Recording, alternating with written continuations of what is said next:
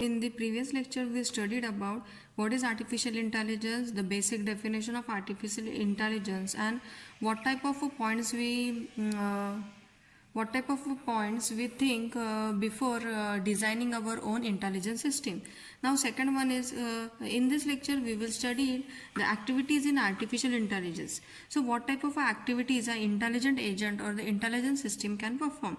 The first one is a problem solving to solve the problem. A problem solving to solve the problem, जैसे कि कोई searching का algorithm है या फिर सॉर्टिंग का एल्गोरिथम है. अब सर्चिंग सॉर्टिंग या फिर जैसे कि कोई मैथमेटिकल प्रॉब्लम हो, जब हम लोग मैथमेटिकल प्रॉब्लम को सॉल्व करते हैं तो सबसे पहले हमें क्या पता होना चाहिए, हमें उसके फॉर्मूलेज पता होने चाहिए. जैसे अगर किसी को एडिशन भी करनी है तो उसे पहले मेथड पता होना चाहिए कि 2 नंबर का एडिशन कैसे परफॉर्म किया जाता है.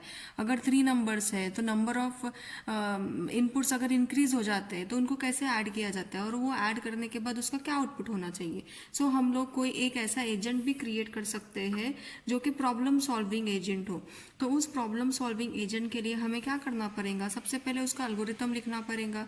एल्गोरिथम लिखने के बाद उसका सबसे पहले हमें क्या देखना पड़ेगा कि उसकी रिक्वायरमेंट क्या है. जैसे कि मैं यहाँ पे बता रही हूँ मैथमेटिकल में मुझे एडिशन करना है तो एडिशन के लिए प्लस सिंबल लगता है. देन उसके बाद समझो मुझे 2 नंबर्स का एडिशन करना है तो उसके लिए मुझे एक इनपुट लगेगा, एक आउटपुट लगने वाला है और उसके बाद मुझे ये फाइनल आउटपुट मिलने वाला है. सो ये सारी जो चीज़ें हैं, this is your problem solving to solve the problem. Now next one is to play the games. अगर हमें कुछ एक्टिविटीज़ परफॉर्म करने हैं intelligently such as the playing game.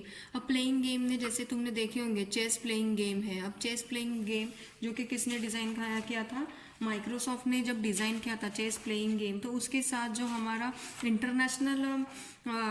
International competitor था वो भी हार गया था. So this is your game playing. यानी कोई भी आर्टिफिशियल इंटेलिजेंस है, कोई सिस्टम तुम क्रिएट कर रहे हैं गेम प्ले करने के लिए.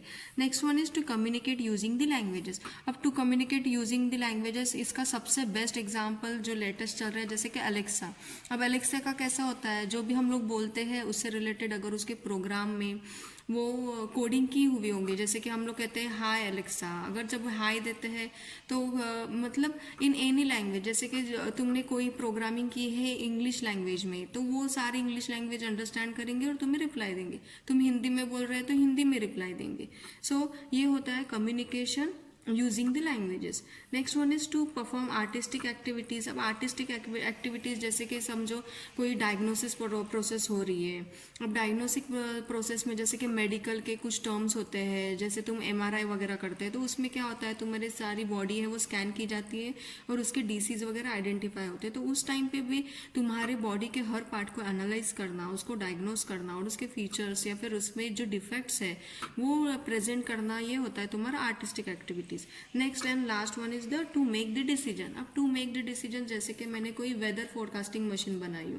अब ये मशीन मुझे क्या प्रेडिक्ट कर रही है, ये बता रही है कि 1 वीक मतलब फ्रॉम टुडे आफ्टर 1 वीक तुम्हारा जो समझो डेज वाइज है, जैसे संडे मंडे है तो क्या वेदर होने वाला है किस टाइम पे. अगर कोई सिस्टम तुम लोग डिज़ाइन कर रहे हैं जो तुम्हें क्या बता रही है टाइम के बेसिस पे, जैसे मॉर्निंग में 8 to 9 है वो समझो हॉट क्लाइमेट होने वाला है. अगर समझो 9 to 10 समझो वाइंड ज़्यादा होने वाली है, तो इसके बेसिस पे तुम लोग क्या कर रहे हैं, डिसीजन मेकिंग सिस्टम या फिर तुम्हारी जो सिस्टम है उसमें इंटेलिजेंस प्रोवाइड कर रहे हैं.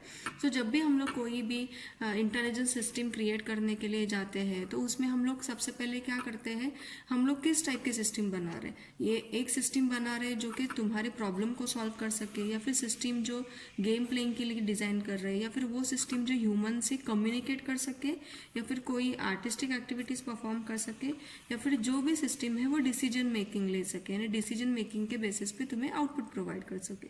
So this is overall the activities in artificial intelligence. Thank you.